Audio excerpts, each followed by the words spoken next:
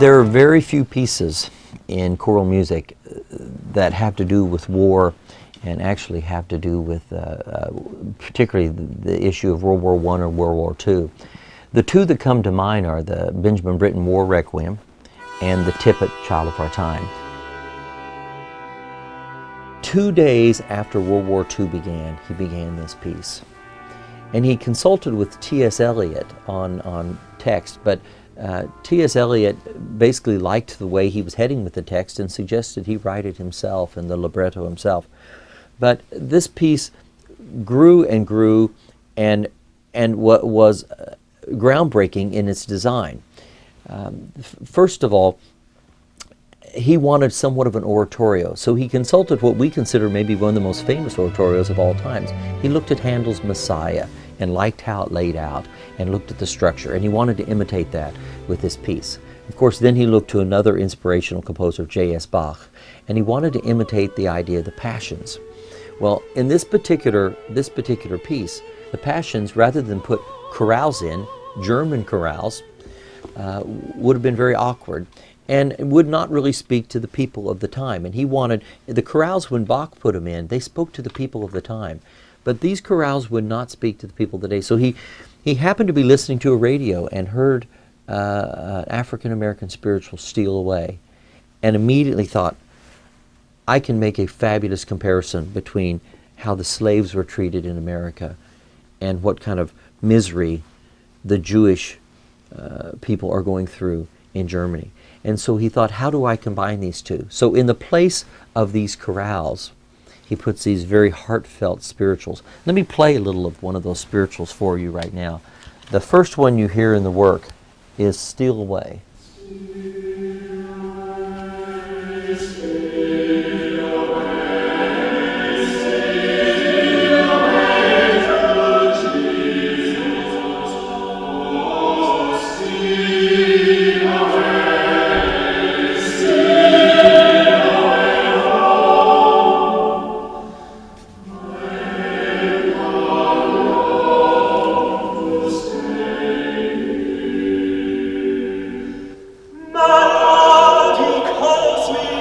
So, as you get an idea, you're having this horrific story told to you. The very first words in the oratorio that come right after the orchestra interlude, an introduction, the very first words is the world is turned on its dark side.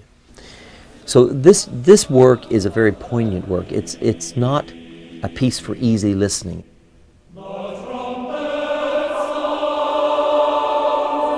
But what you hear is a very passionate plea for humanity and a plea for tolerance and for justice. It is a piece that was hugely appropriate then because it was written once again, started the second day after World War II began. It was finished in 1941 and it was actually premiered in 1944 during the war. So it has had a following ever since. But not only was this piece appropriate then and spoke of the times and the horror and the misery of humanity at that time, it speaks now. All you have to look at is the newspaper and you see incident after incident of this still intolerance and injustice. And so this piece has not lost its poignancy. As a matter of fact, it's gained more. But let's go back a little bit and talk about its history. Well, the story is that on November 7, 1938, a young Polish Herschel Greenspan went into the German embassy and shot one of the employees, a secretary there. Now, this was caused because prior to this, the Nazis were trying to get rid of lots of Polish immigrants out of Germany. As a matter of fact, there were 17,000, they're believed, in Germany at the time, and they were being exiled, including his mother and father. Now, he was angry. He was a young man. It was a single act of violence. But the Nazis used that as their opportunity to let the floodgates open, to be vengeful and to create this horrific horrific violent act where they went through and broke windows, burned synagogues, knocked over tombstones, and basically was their way that really began the concentration camps. And what was even more devastating is it was covered in all the newspapers and the world knew about it, and it didn't seem that many people jumped in and did much. Now the actual incident of November 9 on Kristallnacht, which by the way is the exact 75th anniversary from when this horrific event took place, was really Hitler's opening to this ferocious behavior against the Jewish people. This project began kind of interestingly with a conversation with Betsy and Pam from the Holocaust Center. And the idea was to do a commemoration of this anniversary.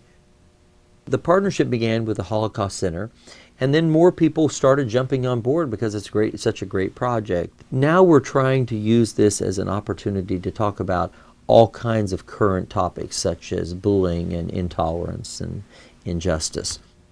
Sir Michael Tippet had a great deal of belief in social justice. Growing up as a gay man in the 1930s and 20s and 30s in England and having been persecuted, he understood this persecution.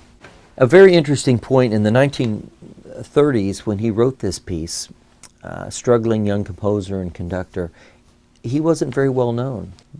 And he started changing how he wrote at that time, because up till then he's one of these composers that didn't like what he had written up to this point, and he basically took all of his music and destroyed it prior to this. So this was somewhat of his new style of writing that he wanted to be known for, and it has been fabulous, fabulous success. So for those of you coming to see us for the first time or coming to us as a group, let me tell you what you can expect.